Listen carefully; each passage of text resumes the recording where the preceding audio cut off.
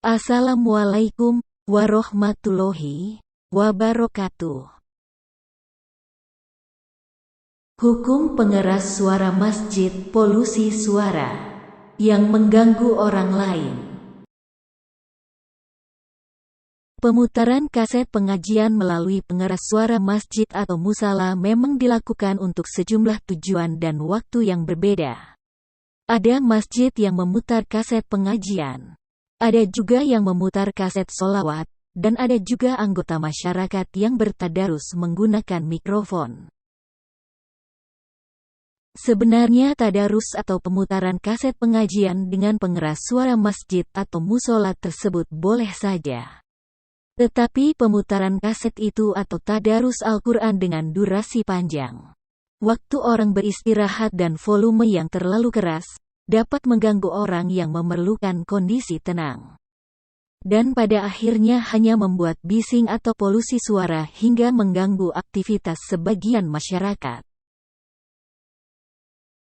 Kebisingan atau polusi suara ini yang dilarang dalam agama.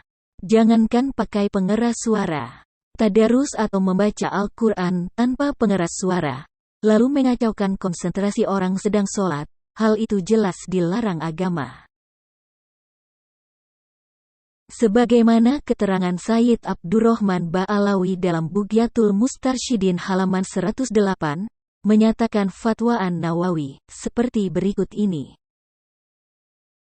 Pemberitahuan, sekelompok orang membaca Al-Quran dengan lantang di masjid. Sebagian orang mengambil manfaat dari pengajian mereka, tetapi sebagian orang lainnya terganggu. Jika maslahatnya lebih banyak dari mafsadatnya, maka baca Al-Quran itu lebih utama, afdol. Tetapi jika sebaliknya yang terjadi, maka baca Al-Quran itu menjadi makruh. Sayyid Abdurrahman Ba'alawi menjelaskan lebih lanjut bahwa tadarus Al-Quran, zikir, atau semacamnya hingga membuat polusi suara bukan saja dilarang karena dapat mengganggu orang yang sedang melakukan sholat. Semua itu dilarang dan karenanya harus dihentikan dengan segera. Dengan mengurangi volume suaranya, durasi, waktu yang tepat, karena sangat mengganggu masyarakat umum. Pandangan Sayyid Abdurrahman Ba'alawi ini bukan tanpa dasar. Sebuah riwayat menceritakan bagaimana Rasulullah yang sedang beriktikaf, menegur orang yang membaca Al-Quran dengan suara lantang, keras, sehingga ibadah iktikafnya terganggu.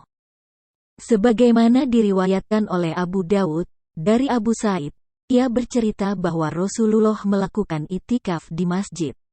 Di tengah iktikaf ia mendengar mereka, jamaah, membaca Al-Quran dengan lantang. Rasulullah kemudian menyingkap tirai dan berkata, "Ketahuilah, setiap kamu bermunajat kepada Tuhan. Jangan sebagian kamu menyakiti sebagian yang lain. Jangan juga sebagian kamu meninggikan atas sebagian lainnya dalam membaca." Atau ia berkata, dalam sholat.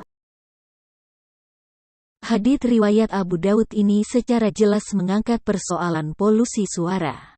Oleh karena itu, pengurus masjid perlu mempertimbangkan adanya kondisi sebagian masyarakat yang sedang sakit, orang perlu istirahat, lansia yang membutuhkan ketenangan, pelajar yang membutuhkan konsentrasi untuk belajar, atau pekerja yang memerlukan suasana kondusif tanpa polusi suara.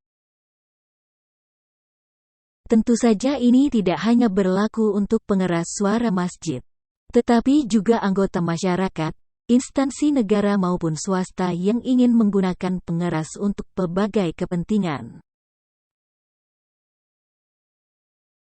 Wassalamualaikum warahmatullahi wabarakatuh.